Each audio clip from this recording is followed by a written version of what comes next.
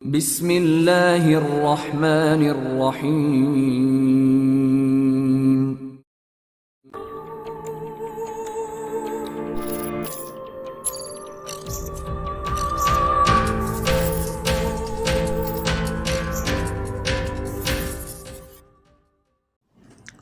السلام علیکم دوستو، Mars action Imran series novel by اشاد الاثر جعفری۔ اگر آپ نے ابھی تک ہمارے چینل جاسوسی دنیا کو سبسکرائب نہیں کیا تو سبسکرائب کریں اور بیل آئیکن پر کلک کیجیے۔ تنویر چندوں میں تو اسے گھورتا رہا، پھر وہ کرسی سے اٹھا اور دیواروں پر ہاتھ مارنے لگا۔ ایک دیوار کو چیک کرنے کے بعد وہ دوسری دیوار کو چیک کرنے لگا۔ پھر ایک جگہ اس کا ہاتھ پڑا ہی تھا کہ وہاں ایک خلا پیدا ہو گیا۔ دیوار میں خلا پیدا ہوتے ہی اس نے فاتحانہ انداز نظروں سے عمران کی طرف دیکھا۔ اسی لمحے خلا سے دو مریخی باشندے اندر داخل ہوئے۔ انہیں اندر داخل ہوتے دیکھ کر تنویر کے چہرے کے تاثرات بدل گئے۔ تم دیوار میں شاید کوئی دروازہ تلاش کر رہے تھے مسٹر۔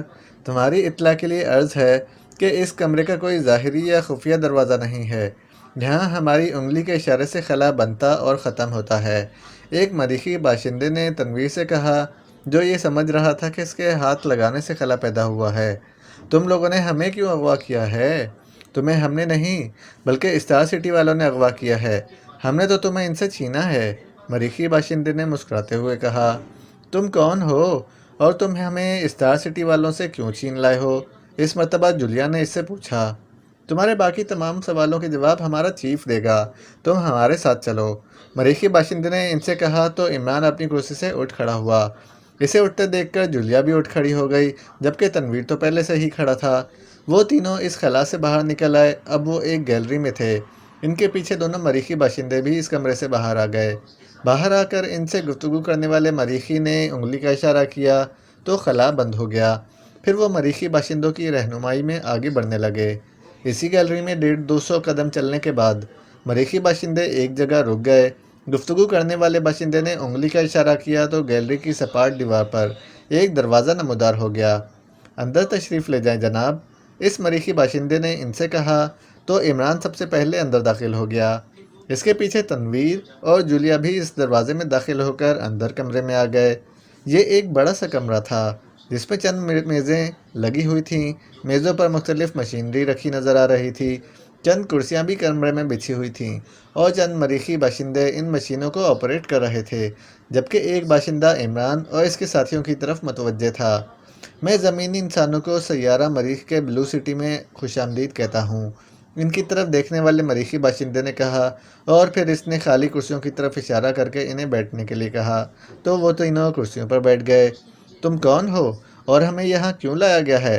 تم لوگ اس وقت سیارہ مریخ کے ایک اہم ملک بلو سٹی میں ہو اور میں بلو سٹی کی خفیہ ایجنسی زیڈ کا چیف شالاک ہوں۔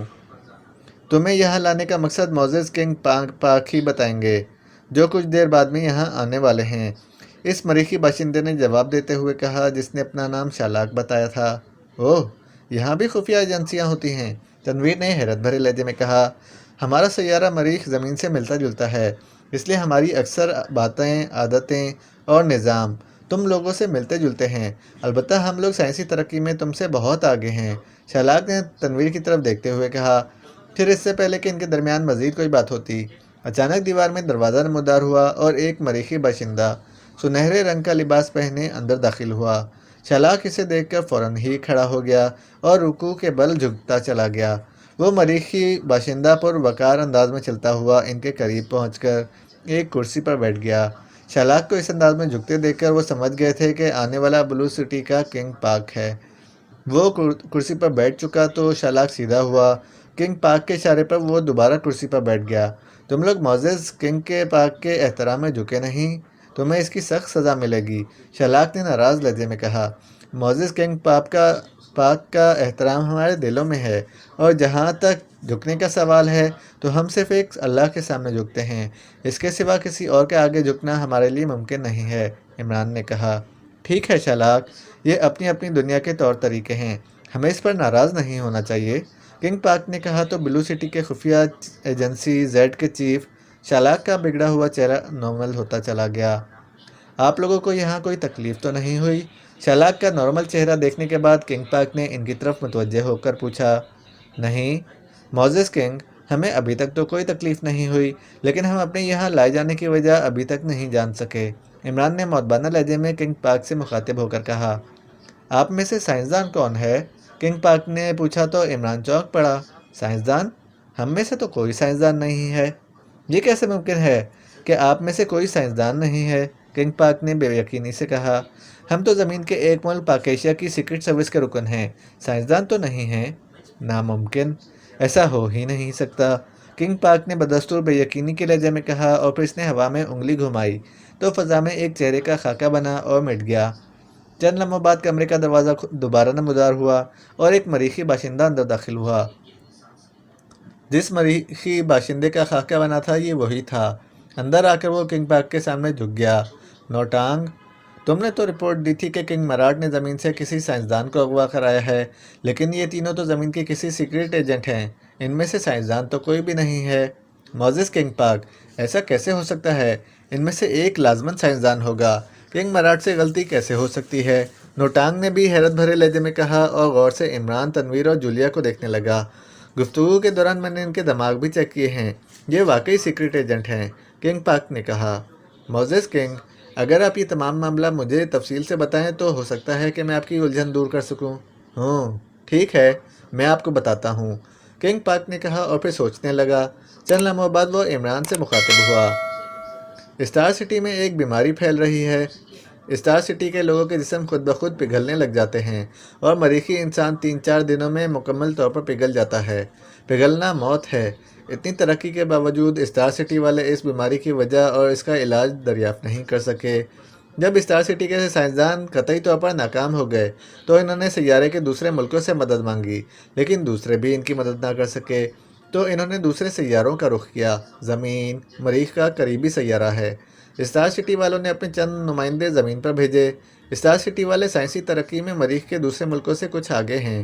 انہوں نے سپر ٹرانسمٹ بنائی جو زمین تک کا سفر کر لیتی ہے، اور انہوں نے جینز کی تبدیلی کا کامیاب تجربہ بھی کیا ہے، یعنی اسٹار سٹی والے جینز میں تبدیلی کر کے کسی دوسرے مخلوق کا روپ بھی اپنا سکتے ہیں۔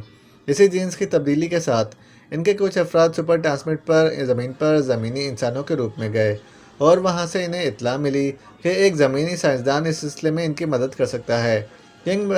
کنگ مراٹ نے اسے اغوا کرنے کا فیصلہ کیا اور اس فیصلے پر عمل بھی کر ڈالا۔ ان کی سپر ٹرانسمٹ آپ کو آپ کی سواری سمیت اٹھا کر لے آئی، کنگ پارک نے مسلسل بولتے ہوئے کہا تو عمران دل ہی دل میں چونک پڑا۔ پچھلے دنوں اس کا جو مضمون ایکریمی میگزین میں شائع ہوا تھا وہ کچھ اسی نوعیت کا تھا۔ اس نے کنگ پارک کی زبانی سن لیا تھا کہ کنگ پارک ذہن پڑھ لیتا ہے، اس لیے اس نے فوراً ہی اپنے دماغ کو بلینک کر لیا۔ اسٹار سٹی والے مدد کے مستحق ہیں، لیکن ہم تو ان کی کوئی مدد نہیں کر سکتے۔ ہمارا بھی یہی خیال ہے۔ جاسوسی اور سائنس دو الگ الگ شعبے ہیں۔ کنگ مراٹ سے یقیناً غلطی ہوئی ہے، کنگ پارک نے کہا، اور وہ ایک بار پھر سوچ میں ڈوب گیا۔ وہ سوچ رہا تھا کہ کنگ مراٹ سے کہاں غلطی ہو سکتی ہے۔ موزس کنگ، کیا آپ میری چند باتوں کا جواب دینا پسند کریں گے؟ پوچھیں، اگر مناسب ہوا تو جواب دے دیا جائے گا، کنگ پارک نے کہا۔ مریخ کی زبان الگ ہے، لیکن تمام مریخی باشندے ہم سے زمین کی ایک ملک ایکریمیا کی زبان میں گفتگو کر رہے ہیں۔ اس کی کیا وجہ ہے؟ کیا آپ کے ہاں اسکول کالج میں یہ زبان پڑھائی جاتی ہے؟ ہاں، ہمارے ہاں اسکول کالج نہیں ہوتے۔ تعلیم کے لیے ہمارے ہاں ایجوکیشنل مشین ہوتی ہے۔ ہم اپنے 5-6 سال کے بچے کو اس ایجوکیشنل مشین میں رکھ دیتے ہیں، جہاں سے اسے خوراک بھی ملتی رہتی ہے اور ایجوکیشن بھی۔ اس ایجوکیشن میں مختلف زبانیں بھی سکھائی جاتی ہیں۔ زمین کے ملک ایکریمیا کی زبان بھی اسی تعلیم کا حصہ ہے۔ تقریباً 10 سال کی عمر تک ہمارے بچوں کی ایجوکیشن مکمل ہو چکی ہوتی ہے۔ 10 سال کے بعد ان کی دماغی صلاحیت اور ان کی ڈیمانڈ کے مطابق انہیں مزید 1 سال خصوصی تعلیم دی جاتی ہے، جس سے وہ سائنسدان بنتے ہیں، انجینئر یا ڈاکٹر بنتے ہیں، یا زندگی کے دیگر شعبے اپناتے ہیں۔ یہی وجہ ہے کہ ہر مریخی باشندے کو اپنی زبان کے علاوہ دیگر کئی زبانیں بھی آتی ہیں، کنگ پارک نے تفصیل سے جواب دیتے ہوئے کہا۔ اب جب کہ ہم سائنسدان نہیں ہیں تو کیا آپ لوگ ہمیں واپس بھجوا دیں گے؟ ہم فی الحال سپر ٹرانسمٹ ایجاد نہیں کر سکے، اس لیے ہم آپ کو واپس نہیں بھجوا سکتے۔ اسٹار سٹی کا کنگ مراٹ چاہے تو وہ آپ کو واپس بھجوا سکتا ہے، لیکن وہ بھی اب یہ درد سر کیوں مول لے گا؟ جب اسے پتہ چلے گا کہ آپ اس کے لیے بیکار ہیں تو وہ آپ کو قتل کرا دے گا اور زمین سے اپنا مطلوبہ آدمی اغوا کرا لے گا۔ کنگ پاک نے اس مرتبہ منہ بناتے ہوئے کہا تو عمران نے اس کے لہجے میں کنگ مراٹ کے لیے نفرت سی محسوس کی۔ معزز کنگ، آپ ہمیں کنگ مراٹ کے پاس بھجوا دیں۔ ہم ان سے گزارش کریں گے کہ وہ ہمیں واپس زمین پر بھجوا دیں۔ سپر ٹرانسمٹ مطلوبہ آدمی کو لینے تو آ جائے گی، وہ ہمیں بھی چھوڑ آئے گی۔ تمہیں چھیننے میں اسٹار سٹی کے 3 آدمی مارے گئے ہیں۔ کنگ مراٹ نے ان 3 آدمیوں کا بدلہ لینا ہے۔ اب اسٹار سٹی سے ہماری دشمنی واضح ہو گئی ہے، اس لیے اب ہم تمہیں ان کے حوالے نہیں کریں گے۔ کنگ پاک نے بدلے ہوئے لہجے میں کہا، معزز کنگ، آپ نے ہمیں ان سے چھینا کیوں تھا؟ عمران نے پوچھا۔ ہم نہیں چاہتے کہ ہماری پھیلائی ہوئی بیماری کا وہ علاج دریافت کر سکیں، کنگ پاک نے کہا تو عمران اور اس کے ساتھی یہ بات سن کر چونک پڑے اور حیرت سے کنگ پاک کو دیکھنے لگے۔ اس میں حیرت کی کیا بات ہے؟ کیا زمین کے ملک ایک دوسرے سے آگے نکلنے کی کوشش میں یا ایک دوسرے کے خلاف سازشیں نہیں کرتے؟ اسٹار سٹی بھی سائنسی ترقی میں ہم سے آگے نکل رہا ہے اور ہم نہیں چاہتے کہ وہ ہم سے آگے نکلے۔ انہیں حیرت میں ڈوبے دیکھ کر کنگ پاک نے طنزیہ لہجے میں کہا، ہم تو سمجھے تھے کہ ایسا صرف زمین پر ہوتا ہے، اسی لیے تو آپ کی بات سن کر ہمیں حیرت ہوئی ہے۔ عمران نے کنگ پاک سے مخاطب ہو کر کہا۔ چالاک! کنگ پاک نے عمران کی بات کا جواب دینے کی بجائے اپنی خفیہ ایجنسی کے چیف کو آواز دی۔ یس معزز کنگ! چالاک نے فوراً ہی اپنی کرسی سے اٹھ کر رکوع کے بل جھکتے ہوئے کہا، ان تینوں کو سر اناک کی لیبارٹری میں پہنچا دو، وہ ان کے دماغ پر تجربات کرنا چاہتے ہیں۔ کنگ پاک نے چالاک سے کہا، بہت بہتر معزز کنگ، چلو اٹھو۔ چالاک نے پہلے کنگ پاک اور پھر عمران اور اس کے ساتھیوں سے مخاطب ہو کر کہا، ہمارے دماغ پر تجربات کیسے ہوں گے؟ تنویر نے پریشان لہجے میں کنگ پاک سے پوچھا۔ تمہارے دماغ تمہارے کھوپڑیوں سے نکال لیے جائیں گے، پھر ہمارے سائنسدان اس پر تجربات کریں گے۔ اس میں ایسی کون سی مشکل بات ہے؟ اس مرتبہ کنگ پاک نے بے رحمانہ انداز میں مسکراتے ہوئے کہا، چلو اٹھو، سنا نہیں تم نے معزز کنگ نے کیا حکم دیا ہے؟ چالاک نے سخت لہجے میں کہا۔ اگر ہم نہ اٹھیں تو پھر؟ تنویر نے اسے آنکھیں دکھاتے ہوئے کہا، تو یہ معزز کنگ کے حکم کی خلاف ورزی ہوگی اور معزز کنگ کے حکم کی خلاف ورزی کی سزا موت ہے، چالاک نے کھا جانے والے لہجے میں کہا، اور اس کے ساتھ ہی اس نے اپنی جیب سے اپنا مخصوص ہتھیار نکال لیا۔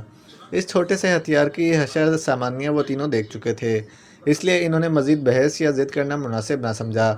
پہلے عمران اپنی جگہ سے اٹھا اور اس کے بعد تنویر اور پھر جولیا بھی اٹھ کھڑی ہوئی۔ گڈ! تم زمینی انسان بھی کافی عقل مند ہو۔ چالاک، ان کی اور سر اناک کی لیبارٹری کی مکمل حفاظت کی ذمہ داری تم پر ہے۔ اسٹار سٹی والے انہیں چھڑانے کی کوشش کریں گے، ان کی یہ کوشش کامیاب نہیں ہونی چاہیے، سمجھے؟ کنگ پاک نے چالاک سے مخاطب ہو کر کہا۔ سمجھ گیا معزز کنگ، اسٹار سٹی کا جو آدمی بھی سر اناک کی لیبارٹری کی طرف آیا وہ مارا جائے گا۔ چالاک نے رکوع کی بل جھکتے ہوئے کہا تو کنگ پاک نے دیوار کی طرف انگلی کا اشارہ کیا تو دیوار میں دروازہ ظاہر ہو گیا اور کنگ پاک دروازے سے باہر نکل گیا۔ چلو، تم بھی چلو۔ کنگ پاک کے جانے کے بعد چالاک نے عمران اور اس کے ساتھیوں سے مخاطب ہو کر کہا تو وہ تینوں خاموشی سے دروازے سے باہر نکل گئے۔ کافی آگے جا کر گیلری کا اختتام سیڑھیوں پر ہوا۔ وہ سیڑھیاں چڑھنے لگے۔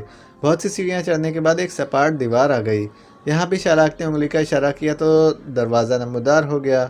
دو دروازے سے باہر نکلے تو انہوں نے خود کو ایک میدان میں پایا۔ تم آبادی کا ذکر کر رہے تھے، مگر یہاں تو کوئی گھر نظر نہیں آ رہا۔ سطح مریخ پر شہاب ثاقب بہت گرتے ہیں جو آبادی کو نقصان پہنچاتے ہیں۔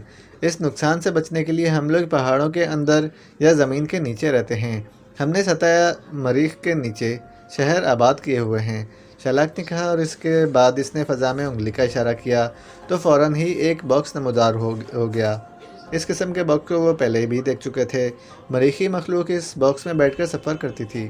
چلو بیٹھو اس میں، چالاک نے ان تینوں سے کہا تو انہوں نے قدم آگے بڑھا دیے، لیکن دوسرے ہی لمحے جیسے بجلی سی کوندی تنویر کی لات حرکت میں آئی اور چالاک کا ہتھیار اس کے ہاتھ سے نکل کر دور جا گرا۔ تنویر کی دوسری لات اس کی گردن پر پڑی اور چالاک اڑ کر دور جا گرا۔ اس نے اٹھنے میں ایک لمحہ بھی دیر نہ لگایا، لیکن تنویر اس دوران اس کے سر پر پہنچ چکا تھا۔ تنویر کی لات ایک مرتبہ پھر حرکت میں آئی۔ چالاک نے بچنے کی کوشش کی لیکن وہ بچ نہ سکا۔ تنویر کی لات اس کے سینے پر لگی اور وہ زمین پر گر گیا۔